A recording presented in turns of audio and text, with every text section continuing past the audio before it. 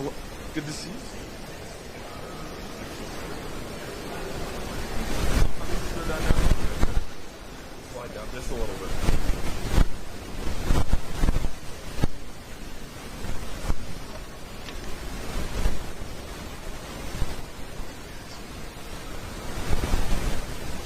Mayor, they're scanning for you. That's never happened before. Pretty impressive. Hi, good afternoon, everyone. I'd like to welcome everyone. Yes, please sit down. Thank you. It's my honor and pleasure to welcome everyone to the city of Wilkes-Barre today. I'd like to call out a few people that are here today and recognize them for being here. First of all, my City Police Chief, Joe Coffey.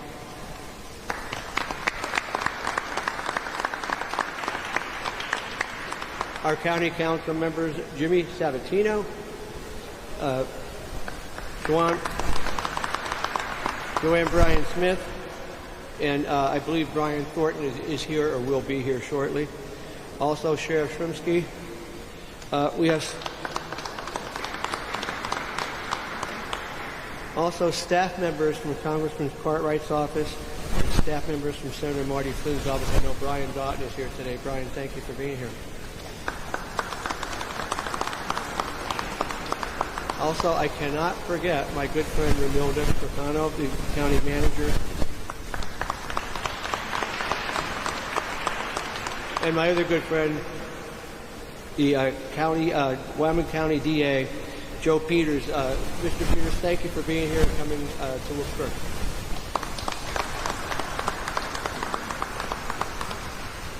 I, as mayor of the city of Wilkes-Barre, I'm very proud of the police department that's led by, as I said, our police chief, Joe Coffey.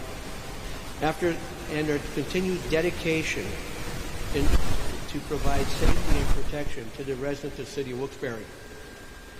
The partnership between the city of Wilkes-Barre Police Department and Luzerne County District Attorney's Office has recorded and has resulted in delivering many crimes that have been brought to fruition and closure. Investigations and prosecutions of gun-related crimes require training. They require time and funding. The PCCD's Gun Violence and Prosecution Grant Program allows for funding to make those investigations and prosecutions possible. As mayor of the city of Wilkes-Barre, I implore the Pennsylvania State Legislature to work with the Governor Shapiro's administration to again secure funding for this grant program for the 2024-2025 fiscal year. Now, I'd like to relay just a couple personal things here. A few years ago, when I just started as my first year as mayor, I met with Josh Shapiro, and he said, "Mayor, we are going to provide funding to make sure that we address the crime in the city, not just your city, but all cities." And he said, the city of Wilkes-Barre will be getting help from the governor's office. And we met, I believe, 3 times, Governor, and each time that same message was there. Mayor Brown, we are going to make sure that we secure the funding to fight crime in the city of Wilkes-Barre. I'm happy to say that this governor has come through, and he's provided the funding, the support, the things that we need as we need support to fight crime in the city of Wilkes-Barre. Governor, I want to thank you for that. Thank you, Mayor.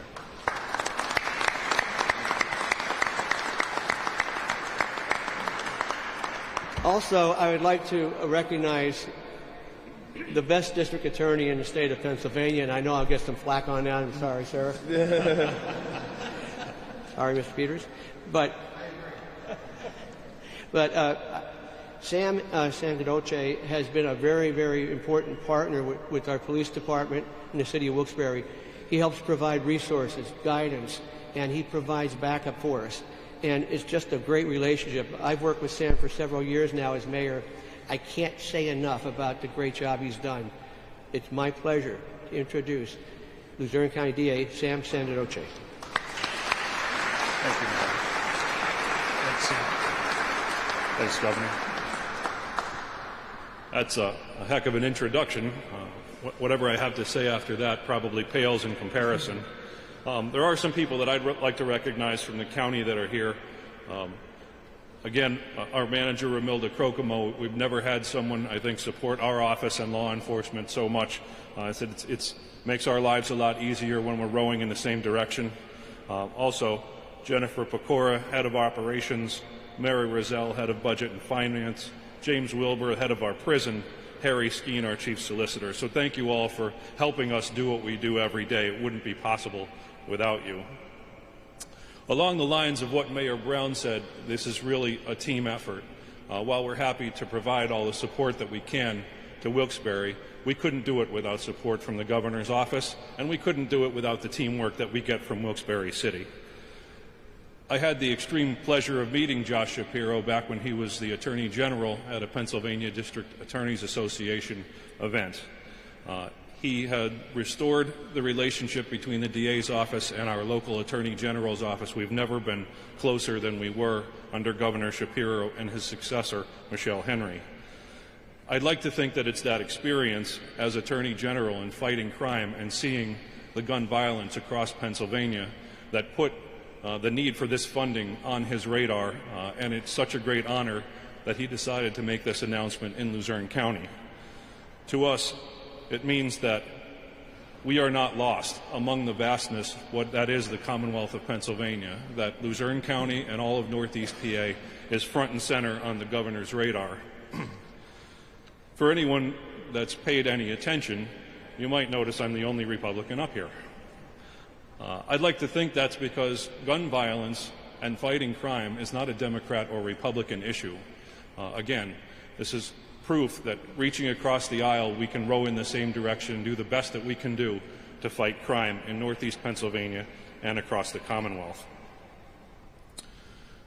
We're seeing an exceptional amount of gang violence more than ever before in Northeast Pennsylvania. We're infiltrated by various gangs, the major divisions of gangs, but also their tiny subsets that have now exposed gun violence as far north as Scranton beyond our county lines and as far south along the 81 corridor as Hazleton, the southern tip of Luzerne County. We see drug trafficking and human trafficking, and of course, those go hand in hand with gun violence. On top of all that, we're seeing more straw purchases than ever before. That is, people permitted to lawfully buy firearms, but their intent is to transfer those firearms to people who are not allowed to have them. On top of straw purchases, most recently in the last few weeks, we've seen the production, major production of ghost guns being 3D printed in backroom apartments, which is frightening for all of us. They're untraceable and unserialized.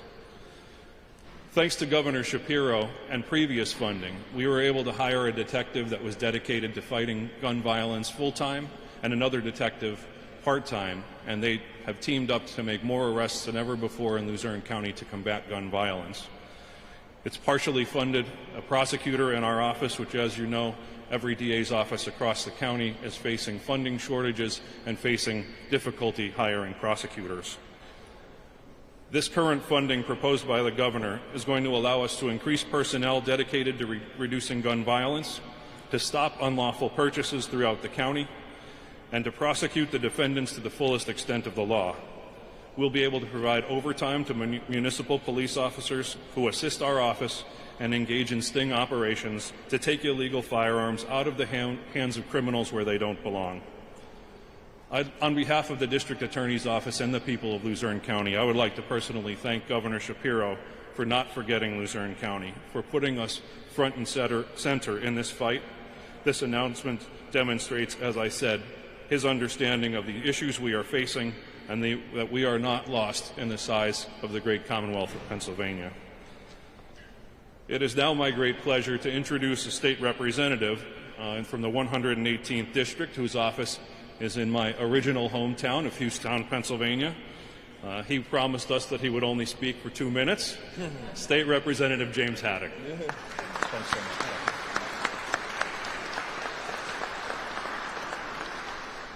He's already giving you a hard time there, Jimmy. That's okay, Governor. Today I have the pleasure of coming back under the dome, where I served for 9.5 years as the proprietary and clerk of courts manager for this county. That opportunity now has given me the privilege of working in two of the finest buildings in the state of Pennsylvania, that our House Capitol and this beautiful building that we're here today of. I see my old boss, Ramilda Caracamo, our new county manager, and Ramilda knows it was a full-time job watching me when I worked here, and now Governor Shapiro is finding out what a full-time job that is as he speaks. Yeah, we'll talk.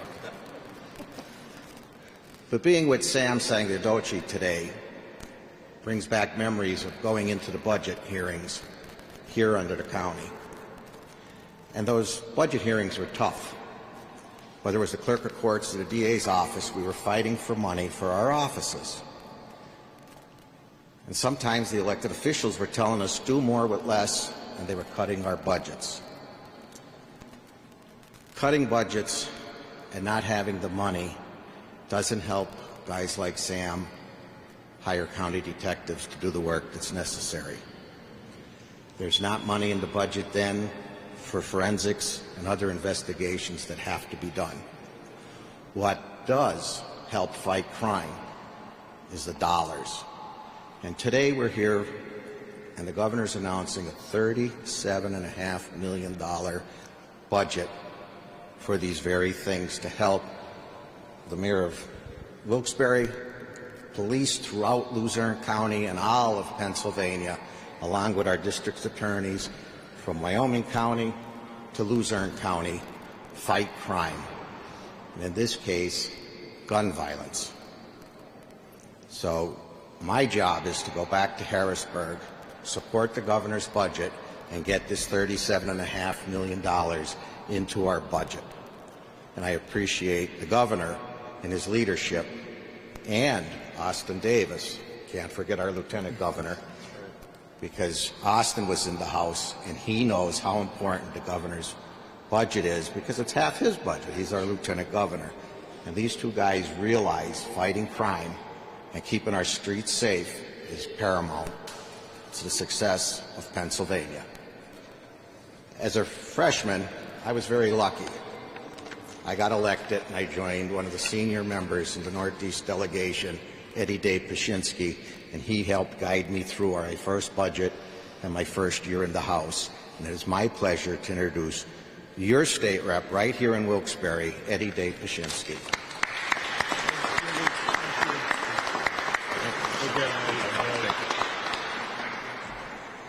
Thank you, Jimmy. What a great pleasure it is for me to be the dad of these guys. I had the distinct privilege and pleasure of serving in the House of Representatives when Governor Shapiro was there. And I had the distinct privilege of observing him as he got up and spoke. Everyone listened. And the first thing you thought of was, this boy has a future. This guy's going places. Same thing with this guy, Austin Davis. By the way, we live in a building. He has an apartment, I have an apartment. I always know when he's up. He always knows when I'm up because the shower door bangs. But Austin was also one of those new young legislators that got up and spoke for what they believed in their heart, in their soul, for the betterment of their constituents, for the betterment of Pennsylvania. Unbelievable. That boy has a way to go, don't we? Yeah. Now he's the lieutenant governor. How about that? And then we have Jimmy Haddock. Jimmy Haddock. He's in my row. So whenever everything's happening, we're always talking. Is this a good bill? Is that a good bill? Whatever.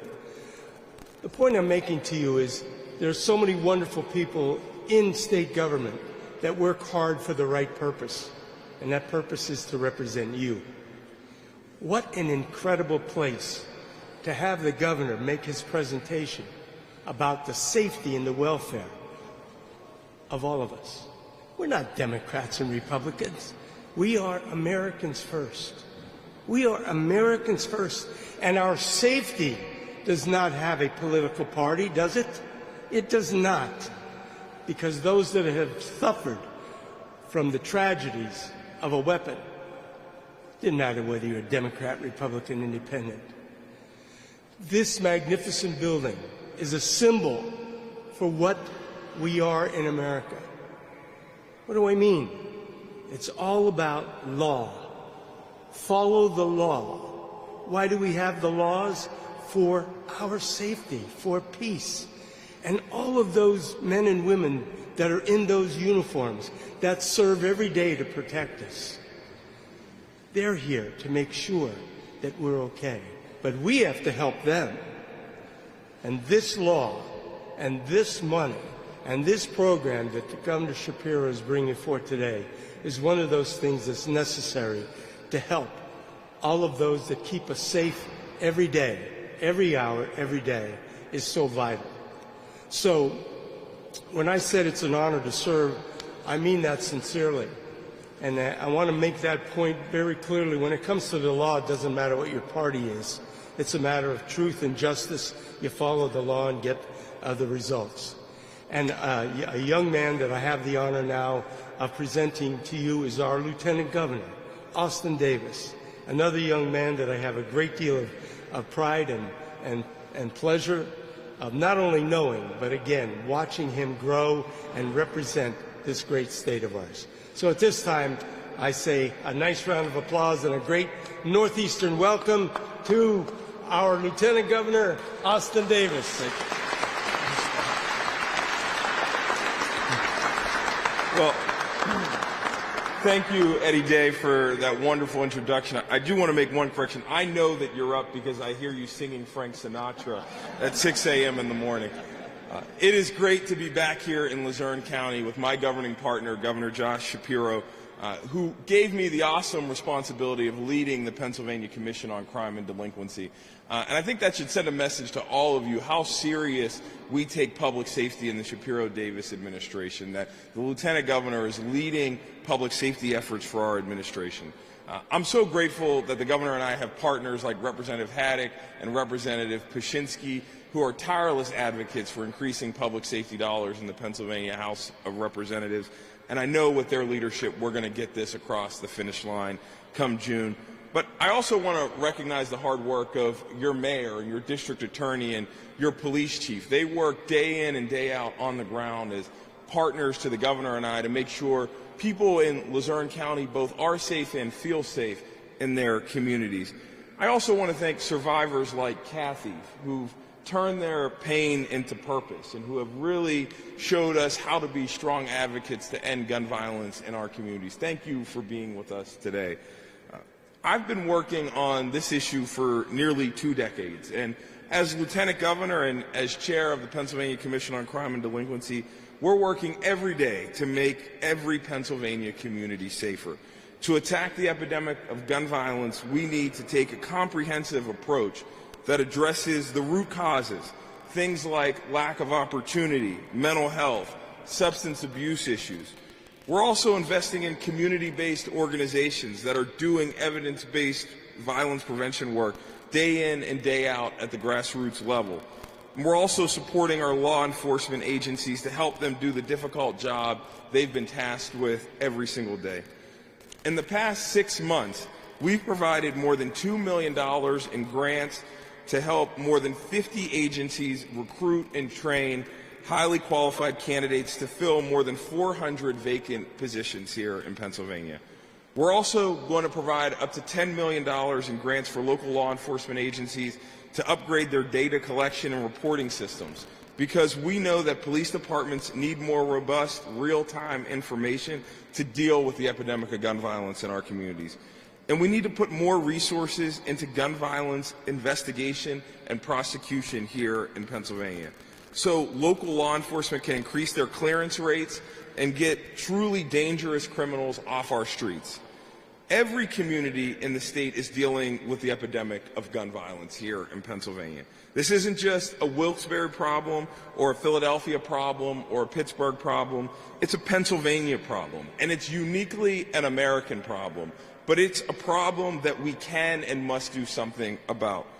And the proposed investments in our budget would be an important step to making all of our communities safer. And I know with the help of the folks standing here and in this room and our allies in Harrisburg, we are going to make Pennsylvania communities truly safer. It is my pleasure to introduce Kathy Toothill, who's been a staunch advocate on this issue. Thank you for being with us today.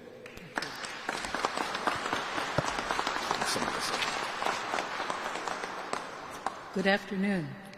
I'm Kathy Lee Toothill, and I am a wounded survivor of gun violence. March 7th, 1972, I wonder if you know what you were doing. I know what I was doing. I was walking home from North Pocono High School and walking up the snowy road to my parents' home. And I heard a voice that said, "Kathy, come here." I turned around and I saw that it was a boy that I had dated briefly the year before, but had not seen him for a year. I didn't want to date him. I didn't like his politics or his personality, so there was no point. However, I guess he didn't feel that way because he had a gun and he said, "Come here or I'll shoot." And he started shooting. I was shot 12 times with a .22 caliber rifle, 6 times in my legs, 4 times in my abdomen, and 2 times in my left arm. I had a broken hip, broken arm, and numerous internal injuries from the bullets. He did at one point come up to me and said, "Have you had enough or do you want more?" And we went back to reload. And at that time, a neighbor of mine came around and he had heard the screaming and the gunshots, and he wondered what was going on. And fortunately, the boy surrendered the gun to my neighbor, who didn't have a gun. He just had his own courage. It was a horrible experience. I had wonderful doctors. That's why I'm here today. I have to say that recovering from gun violence is a lifelong process. I had a real hard time. There was no Victims Advocacy Act back in 1972. And so we were kind of left to our own devices in my family. My family was devastated. And we had to go through the court system. Fortunately, he pleaded guilty, so we didn't have a trial. However, what happened was he was sentenced to 23 months in the county jail because his lawyer didn't want to mark the boy with a prison sentence. So, over the years, I've done okay. I was a drug and alcohol counselor. I worked and got my master's degree from Marywood University in psychology, and I did drug and alcohol counseling until I retired. Once I retired, I decided I needed to do something with all that energy, and I decided that I needed to help other people who had been through similar experiences. But I didn't know anybody who had been through an experience like that. And so one day I saw a bunch of orange T-shirts, and people wearing them were cleaning up a walkway in Scranton. Scranton has a lot of walks. And I asked questions, I met people, and I found out it was Moms Demand Action, and they were all about sensible gun legislation. So I joined, and I became a fellow of Everytown Survivor Network. And I met people who had been through things like me. I had met people that were struggling with survival, and I'm grateful that these organizations are available for people like me.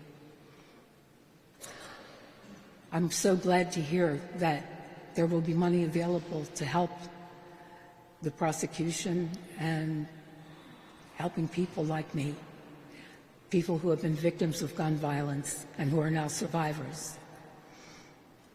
I'm grateful to hear that our governor has proposed new things in his budget for crime victims and for,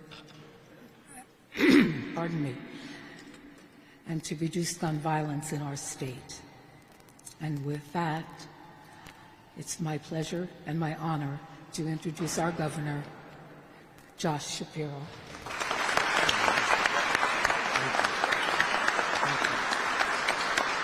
Thank you. Kathy, thank you for sharing your story with us. Thank you for your bravery. Thank you for your strength. And thank you for speaking out for all to hear your story so that we can hopefully use that to motivate all engaged to reduce gun violence in our communities and to always stand with our victims of gun violence. So we thank you very, very much for being here. Please.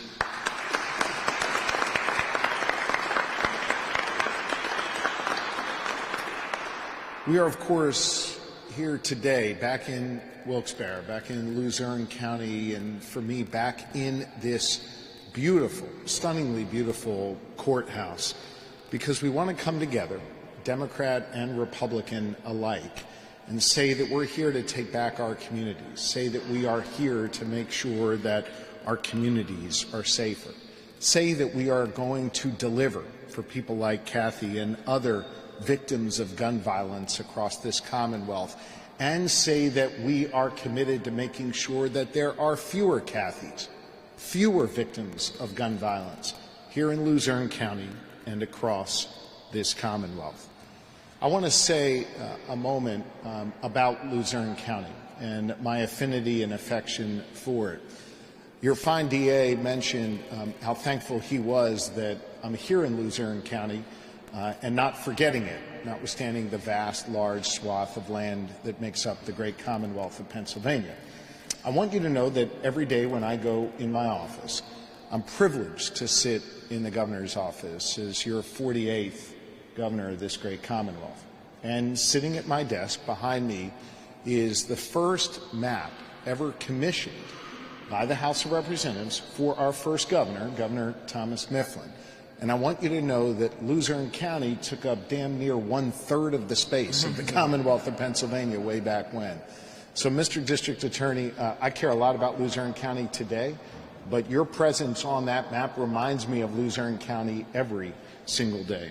And the other reason I wanted to be here, not only to highlight this issue, but to highlight the way in which Luzerne County leaders work together. The DA referenced that he's a Republican standing with Democrats. This is a community that knows how to come together to get stuff done, which is the mantra of our administration and the way of life here in Luzerne County. And so I want to thank you all for leading by example all across Pennsylvania. And I want to thank all who joined us here today for coming out. Representative Haddock, I would note that one person clapped when she heard the word prothonotary up there. She's a big fan of that prothonotary's office. There you go. But we're, of course, gathered here today in common purpose to say that we do not accept the unacceptable levels of gun violence in our communities. The Lieutenant Governor and I have visited far too many communities that have been shattered by gun violence, and as he correctly noted, they are communities all across this Commonwealth. I've hugged and sat with too many families who have an empty chair at their dinner table, and I've spoken with far too many Pennsylvanians who've seen the trajectory of their lives change as a result of a bullet. And I'm here to tell you, it does not have to be this way. This work, of course, is not new to me. I've worked to address gun violence and make our communities safer for many, many years, and it has been a top priority for me. When I served as your Attorney General, my team fought successfully to close the ghost gun loophole, but as you heard the District Attorney note, we still have more work to do in that space. We implemented, together with lawmakers, the Safe to Say program to give students an anonymous portal to report things that made them feel unsafe at school. Together, my team in the Attorney General's office arrested 330 gun traffickers during my time as your Attorney General. We took 3,200 guns off our streets. And too often times we know illegal guns and illegal drugs go hand in hand. And so when I was Attorney General, we arrested over 8,100 drug dealers and seized 3.2 million doses of heroin and over 4 million doses of the lethal fentanyl.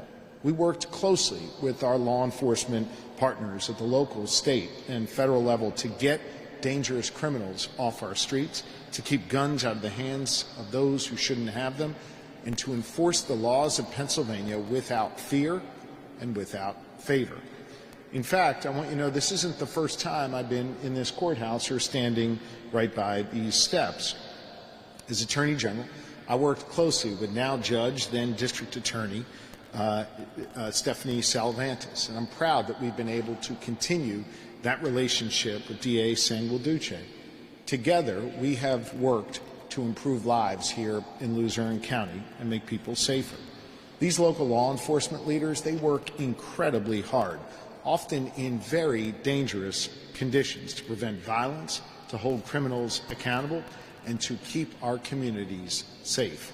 I saw that work firsthand here in Luzerne County, where everyone came together, your chief of police and others, to make sure that the citizens of this community were protected.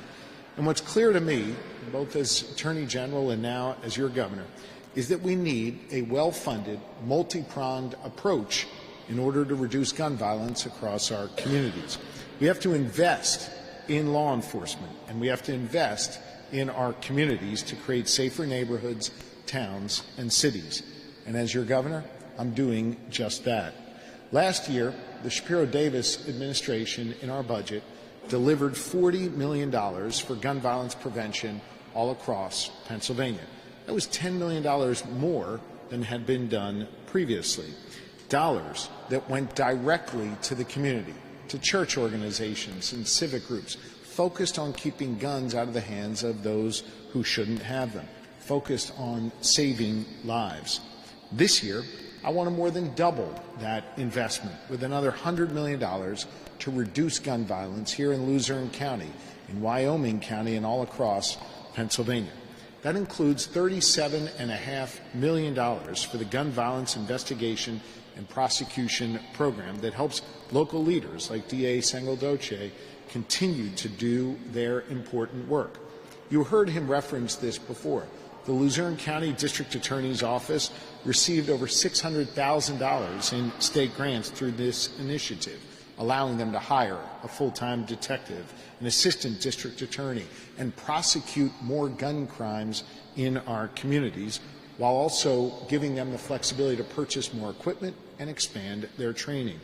We must equip our law enforcement with the tools and resources they need to successfully prosecute these crimes in our communities. At the same time, we have continued to invest into community-based initiatives that work every day to prevent violence before it happens. Initiatives that help address mental health and create opportunity to put our young people on a different path. I want to give a special thanks to Lieutenant Governor Austin Davis. You heard him reference that he serves at my appointment as chairman of the Pennsylvania Commission on Crime and Delinquency. District Attorney Peters and your local DA here understand the importance of PCCD. And under his leadership, he's driven out over $100 million in initiatives to reduce violence in our communities. And he's going to continue to focus on investing in law enforcement and investing in our communities as we go forward. All told, we're seeking to invest $100 million in these initiatives to help our district attorneys and support those communities that are doing this important work.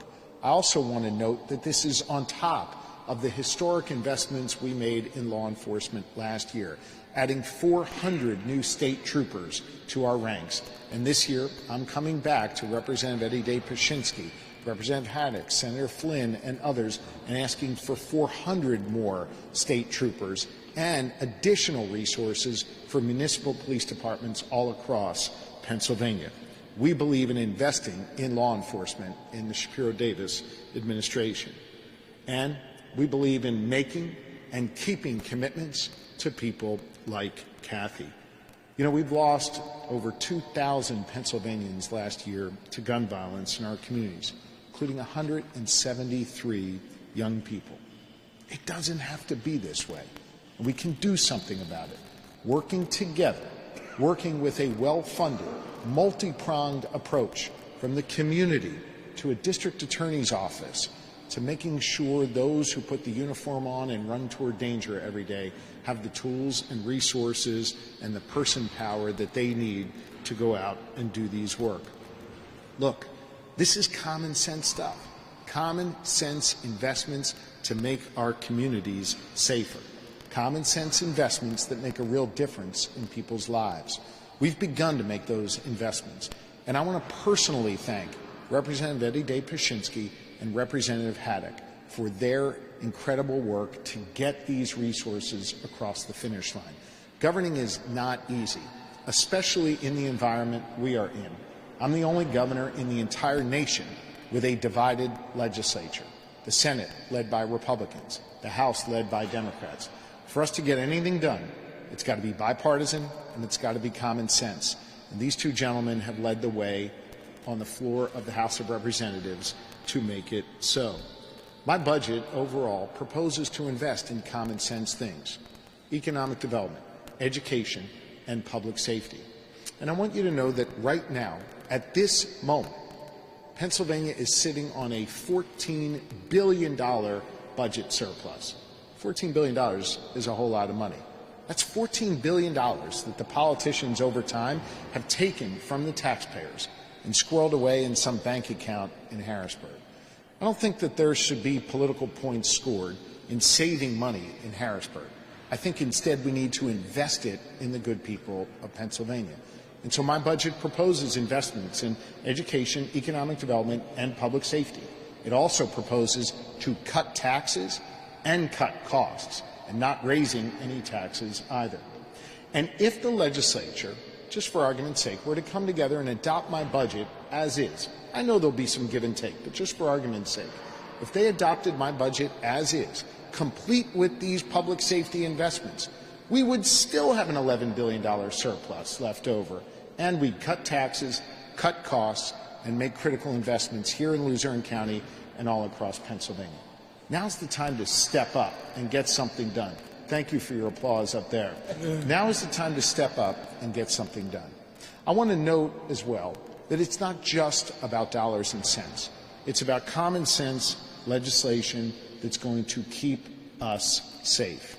The House of Representatives last year, with the votes of Representative Pashinsky and Representative Haddock and others, passed two critically important bills that are supported by law enforcement and large majorities of Democrats and Republicans from all across Pennsylvania to create extreme risk protection orders and to establish universal background checks in Pennsylvania. The rationale behind these bills is to both protect law-abiding citizens and their Second Amendment rights and make sure that guns do not get in the hands of criminals and juveniles and those who aren't legally permitted to have them. Common sense, supported by law enforcement, passed by these guys. And so when I said we need a multi-pronged approach, it's making these critical investments, and it's passing these important bills. And now is the time for us to make that happen. I came here today to Luzerne County, came back to these steps, came back to stand with the district attorney of this great county and leaders from across the political spectrum to thank Luzerne County for having your act together, for being great leaders across the Commonwealth, and to call on you to join us in investing in public safety today, to call on you to join us in coming together around common sense proposals that are going to keep our communities safe. I know enough to know, as your former Attorney General, together with these law enforcement leaders, is that there's not one thing we need to do to make our communities safe. There's a whole lot of things we need to do, and together, that's exactly what we're doing and what we propose to do. So thank you for having me and the Lieutenant Governor and the others with us today.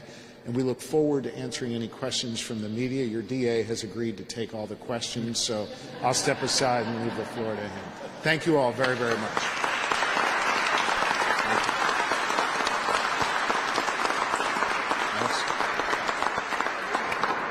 Governor, Watch 16. Could either of you tell us what the application process would be like for this $37.5 million for these local agencies? I'm going to yield to the LG and the chairman of PCCD for that.